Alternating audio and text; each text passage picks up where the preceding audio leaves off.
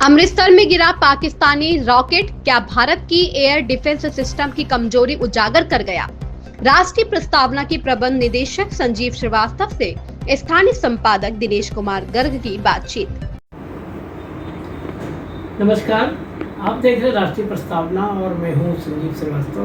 आज हमारे साथ स्टूडियो में मौजूद हैं राष्ट्रीय प्रस्तावना समाचार पत्र के स्थानीय संपादक, जिनका प्रशासनिक अनुभव भी बहुत तगड़ा है, बहुत लंबी सेवा रही है आपकी और आप पुराने पत्रकारों में गिने जाते हैं। सर्विस से पहले आप एक वरिष्ठ पत्रकार के रूप में काम करते थे। आज हम जानते हैं जो हमारे यहाँ भारतवर्ष और पाकिस्तान का जो ये एयर स्ट्राइक जो शुरू हुआ है, कल हम लोग बहुत खुशी मना रहे थे इस चीज़ की कि हमारी मिसाइल ने वहाँ अटैक किया और आतंकवादियों के स्थान नौ ठिकाने को ध्वस्त किया। कल रात अमृतसर के पास मक्खन भिंडी में जो ड्रोन गिरा है पाकिस्तान का, और उसको सबसे खास बात इसमें यह है कि उस ड्रोन की जानकारी वहाँ के ग्रामीणों के द्वारा भारत सरकार को मिली है। ये थोड़ा सा चिंताजनक और आश्चर्यजनक प्रश्न हो सकता है, क्योंकि हमारे पास जो S-400 उपकरण है जो बहुत महंगा है, पहले से ही हमारे देश में खरीदा जा चुका है, उसकी जो उपयोगिता है इसी समय के लिए कि हमारे आकाश में कोई घुसेगा तो उसकी जानकारी ही नहीं होगी, हम उसकी मारक क्षमता से उसको जवाब भी देंगे। तो कहीं कहीं ऐसा नहीं लगता है कि जो हमारा एयर डिफेंस सिस्टम है उसमें कहीं पर कोई क्या लापरवाही हो रही है या उनको जानकारी नहीं हो पाई। इस विषय में हम जानते हैं दिनेश गर्ग से। आइए दिनेश जी, स्वागत है आपका राष्ट्रीय। नमस्कार। आपका ये सवाल बहुत जायज़ है। इस समय भारत सरकार ने टेरर ऑर्गेनाइजेशन में पाकिस्तान की उसको नष्ट करने का जो प्रधानमंत्री जी का संकल्प है, उसके फॉलोअप में जो कल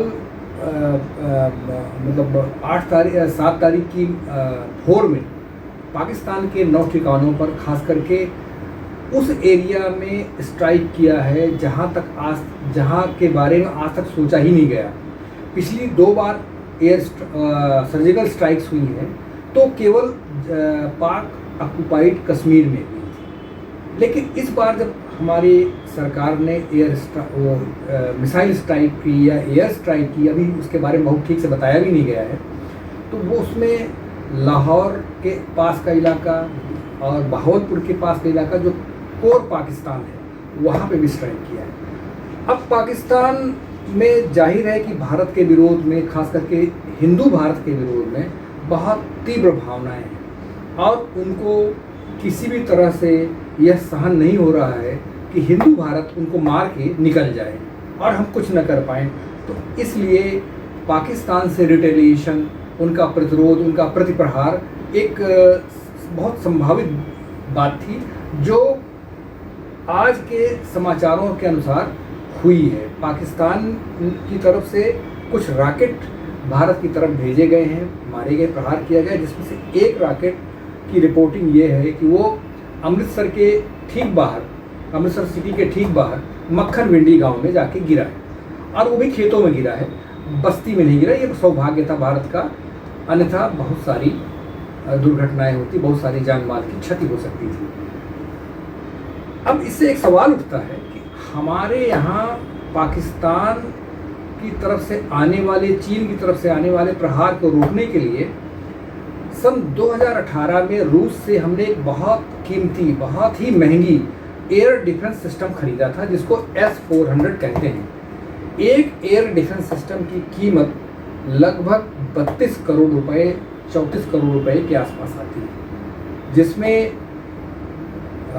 112 मिसाइलें होती हैं, उनको ले जाने के लिए एक वाहन होता है और उनका एक कमांड सिस्टम होता है और वो बताते हैं कि वो 5 मिनट के अंदर एक्टिव हो जाता है। जैसे ही पाकिस्तान की तरफ से या चीन की तरफ से आसमान में कोई प्रहार आएगा भारत की तरफ, तो वो सिस्टम 5 मिनट के अंदर एक्टिव हो जाता है और उनको आसमान में ही रोकने की प्रयास करता है। मिसाइल निकलती है और आसमान में उधर से आने वाली मिसाइल को या रॉकेट को नष्ट कर सकती है। अब सवाल ये है कि कल रात में जब अमृतसर के आकाश में, अमृतसर माने भारत के आकाश में, पाकिस्तान का रॉकेट आया, तब S-400 डिफेंस सिस्टम क्यों सक्रिय नहीं हुआ? इतना ही नहीं, बॉर्डर सिक्योरिटी फोर्स के लोगों ने उस रॉकेट को अपने नाइट पेट्रोलिंग के दौरान उस रॉकेट को भारत की सीमा पार करके बड़ी तेज रोशनी के साथ आया था, आते हुए क्यों नहीं देखा। तीसरी बात यह है कि गाँव में या शहरों के आसपास जो नागरिक सुरक्षा संगठन है, क्या वो सब सो रहे थे? ये तो गांव वालों ने जब धमाके सुने, उनकी 1 बजे रात के आसपास उनकी नींद टूटी, वो बाहर आए और उन्होंने तेज रोशनी देखी। 7 मिनट के अंदर 6 धमाके हुए, तो वो खोजते हुए धमाकों का स्रोत गांव उस जगह तक पहुंचा और उन्होंने रॉकेट को ढूंढा और तब पुलिस को बताया, पुलिस ने फिर सेना को बताया, तब सेना के लोग सुबह आए और रॉकेट के टुकड़े इकट्ठे किए। तो ये निश्चित रूप से एक चिंता का विषय है कि या तो हमारे सिस्टम में कोई खामी है, और या फिर एक और बात है कि ये जो S-400 डिफेंस सिस्टम है, ये कम से कम 8 किलोमीटर 10 किलोमीटर की ऊंचाई से आने वाली इंटरकॉन्टिनेंटल बैलिस्टिक मिसाइल या और भी घातक मिसाइलों के लिए डिज़ाइन किया गया है। रॉकेट जैसी लो फ्लाइंग ऑब्जेक्ट के लिए नहीं किया गया है। तो शायद इस वजह से भी संभावना है कि वो एक्टिव ना हुआ हो। दूसरी बात ये भी हो सकती है कि भारत सरकार ने 2 और डिफेंस सिस्टम अपनाए हैं जो भारत ने ही तैयार किए हैं।